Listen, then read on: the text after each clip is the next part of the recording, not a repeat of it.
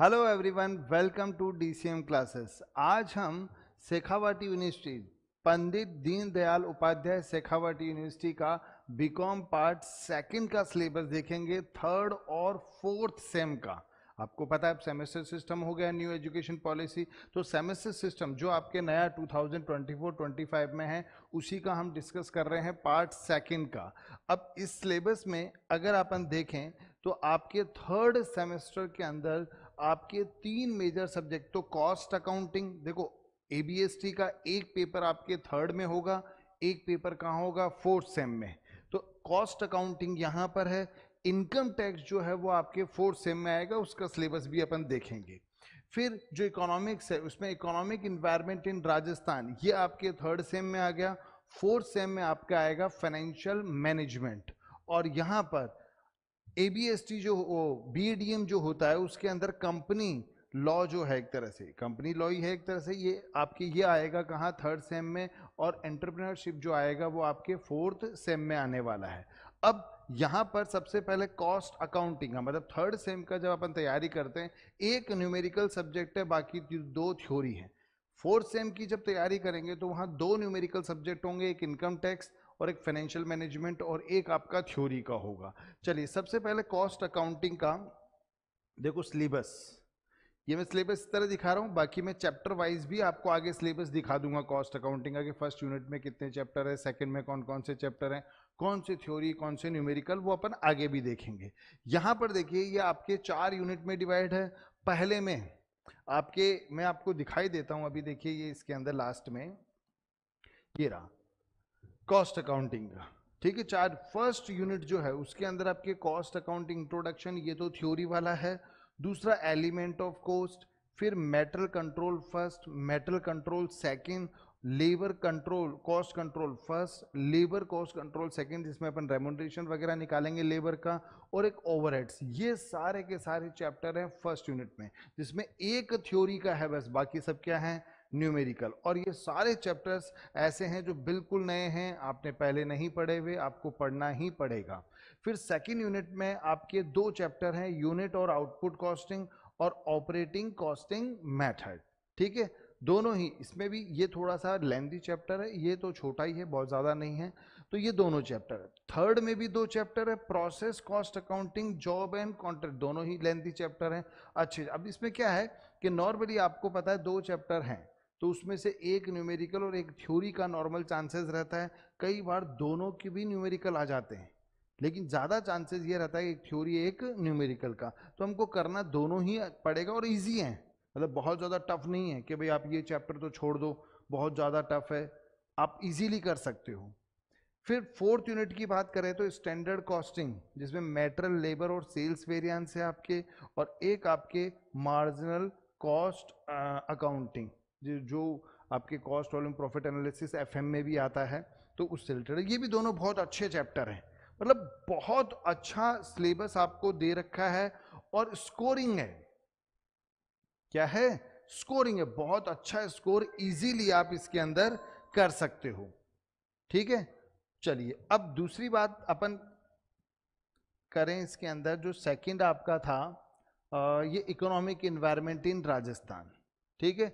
इसके अंदर first unit, अब इसको नॉर्मली जब एग्जाम टाइम में आएगा तो मैं आपको थोड़ा सा बता दूंगा कि कौन कौन सी यूनिट में, वैसे तो बुक्स आप लेके आएंगे तो सिलेबस के अकॉर्डिंग ही आएगी आपके। इकोनॉमिक इन्वायरमेंट जो इंट्रोडक्शन वाला पहला चैप्टर, फिर राजस्थान इकोनॉमिक एंड ओवरव्यू, ये सेकेंड चैप्टर हो जाएगा, जिसके अंदर population, agriculture, land reforms, crop, है ना, एनिमल्स हस्बेंड्री और डेयरी डेवलपमेंट, मिनरल जो रिसोर्सेज वगैरह ये हैं।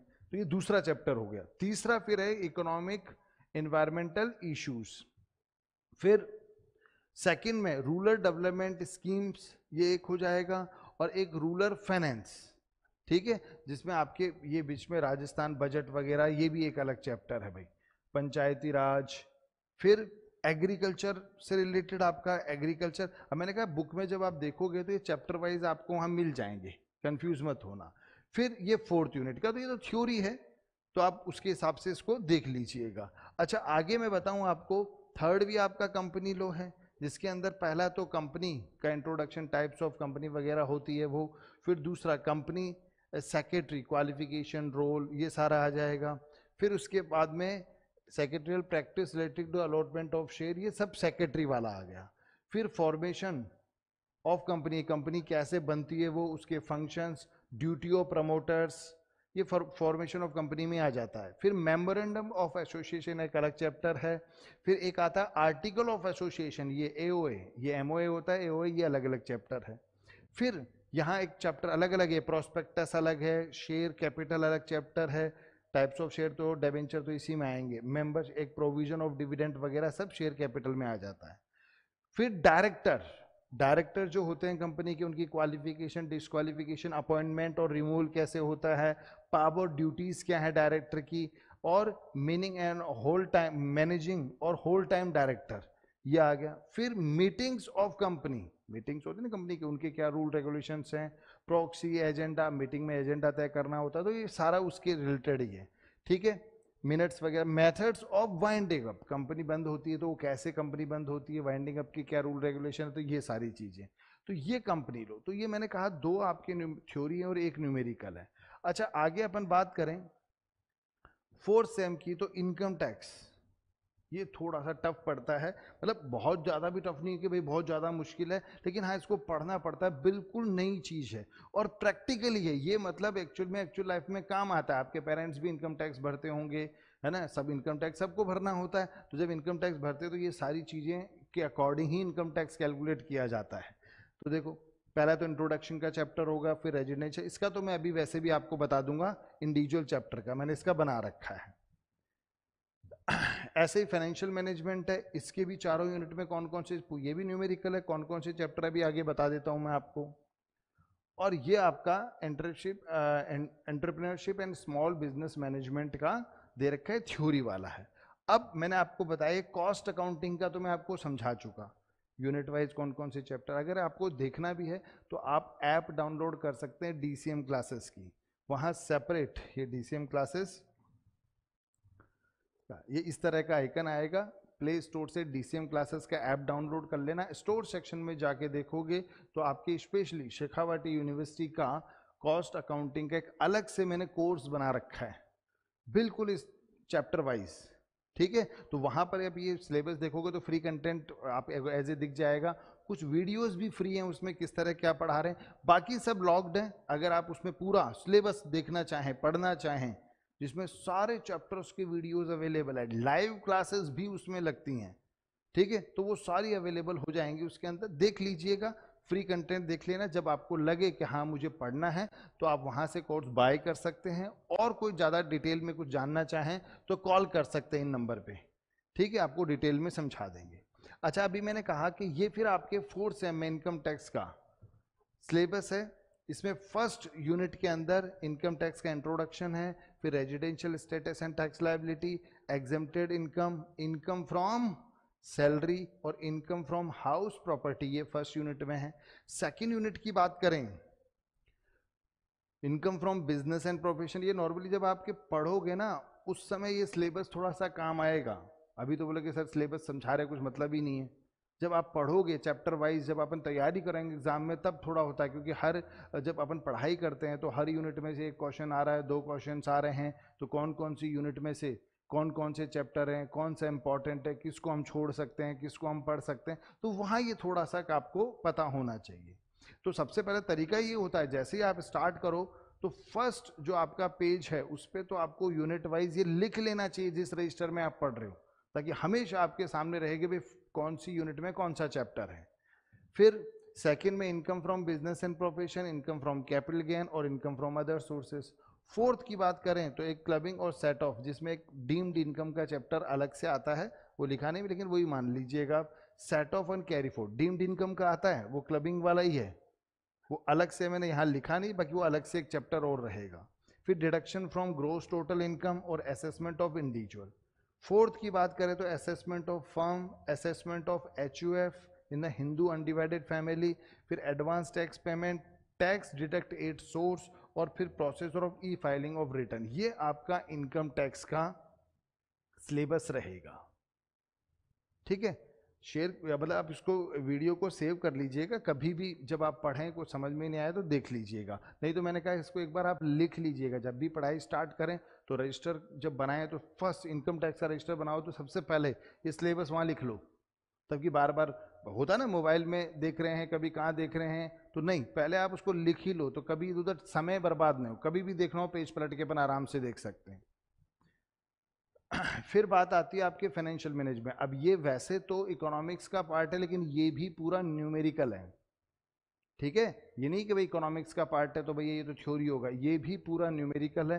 फर्स्ट चैप्टर तो आपका फाइनेंशियल मैनेजमेंट इंट्रोडक्शन थ्योरी है, लेकिन बाकी देखो फाइनेंशियल स्टेटमेंट है जिसमें अपने स्टेटमेंट ऑफ इनकम और बैलेंस शीट आती है, techniques of financial analysis, management of inventory, management of, सब ये न्यूमेरिकल है।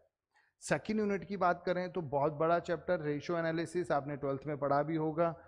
फंड फ्लो एनालिसिस, इसमें आपके ये कैश फंड फ्लो यहाँ डाला, कैश फ्लो नेक्स्ट यूनिट में डाल रखा है, बाकी normally fund flow cash flow हमेशा साथ साथ होते हैं, ठीक है, थोड़ा बहुत उनका कॉन्सेप्ट सेम ही रहता है, पढ़ते हैं तो दोनों साथ साथ, पहले फंड फ्लो पढ़ा तो कैश फ्लो पढ़ लो, कैश फ्लो पढ़ा तो फिर फंड फ्लो, बात एक ही है, अलग अलग यूनिट में डाल दिया। फिर डिविडेंड पॉलिसी और सोर्स ऑफ फंड, ये थ्योरी है। सोर्स ऑफ फंड मतलब कंपनी के पास फंड कहाँ से आता है भाई, एक तो होता है शॉर्ट टर्म फंड, एक लॉन्ग टर्म होता है। लॉन्ग टर्म मतलब शेयर कैपिटल से पैसा आ रहा है, इक्विटी शेयर, प्रेफरेंस शेयर, फिर डेबेंचर्स इशू करते हैं, लोन लेते हैं, तो वो सारे, ठीक है। Financial planning and forecasting, break even analysis, management of cash and marketable securities और कैश फ्लो एनालिसिस, ये आपके थर्ड यूनिट में है। फोर्थ यूनिट के अंदर management of working capital, capital budgeting, risk and uncertainty analysis, ये आपके कौन से में हैं, फोर्थ में। तो ये आपके फोर्थ सेमेस्टर में आएगा। अब अलग अलग यूनिवर्सिटी में इन्होंने क्या कर दिया, अलग अलग कर दिया। जैसे यूनिवर्सिटी ऑफ राजस्थान की बात करें तो ये फाइनेंशियल मैनेजमेंट उन्होंने कहाँ डाल दिया, थर्ड सेम में, और कॉस्टिंग भी थर्ड में, इनकम टैक्स फोर्थ में डाल दिया। आपके क्या करा है, कॉस्ट अकाउंटिंग तो कहाँ पर है, थर्ड सेम में, और फाइनेंशियल मैनेजमेंट और इनकम टैक्स कहाँ डाल दिया, फोर्थ में, ठीक है। बाकी सब यूनिवर्सिटी में भी ऐसा ही है, बीकानेर में भी ऐसा ही है, एमडीएस में भी, सब में आगे पीछे कर रखा है। बाकी सारे सब में सेकंड में आपके 3 न्यूमेरिकल मिलेंगे, इनकम टैक्स मिलेगा, फाइनेंशियल मैनेजमेंट मिलेगा, कॉस्टिंग मिलेगा, किसी भी यूनिवर्सिटी में चेक कर लो आप सिलेबस, वो हर यूनिवर्सिटी। अब देखो फाइनेंशियल मैनेजमेंट के चैप्टर यही रहते हैं, लेकिन अलग अलग यूनिवर्सिटी में क्या कर रखा है, अलग अलग। अब जैसे एमडीएस की बात करें तो उन्होंने 3 यूनिट बना रखी हैं और फिर चैप्टर आगे पीछे कर दिए, ठीक है। बीकानेर यूनिवर्सिटी की बात करें तो अलग है, यूनिवर्सिटी ऑफ राजस्थान की बात करें तो अलग है, चाहे मत्स्य यूनिवर्सिटी, ब्रज यूनिवर्सिटी, किसी में भी बात कर लो सेम चीजें रहती है, चैप्टर्स एक दो हटा देते हैं, नए डाल देते हैं, ये चेंज कर देते हैं। तो ये आपका इसमें मैंने आपको नॉर्मली बता दिया कि क्या सिलेबस है। मैंने आपको कहा अगर आप ये और देखना चाहें डिटेल में तो ये डीसीएम क्लास की ऐप डाउनलोड कर लेना, उसमें सब मिल जाएगा, और चैनल को सब्सक्राइब कर लेना, अपने फ्रेंड्स के साथ शेयर भी कर देना ताकि valuable information time to time आपको मिल जाए। बाकी मैंने कहा और कुछ जानना हो तो नंबर है ही, इन पे कॉल या व्हाट्सएप कर सकते हैं। और जिनके पास आईफोन है, जो एंड्रॉयड यूजर्स हैं, वो तो डायरेक्ट प्ले स्टोर से डाउनलोड करेंगे। जो आपके आईफोन यूजर्स हैं तो आईओएस पे वो माई इंस्टीट्यूट ऐप डाउनलोड करना,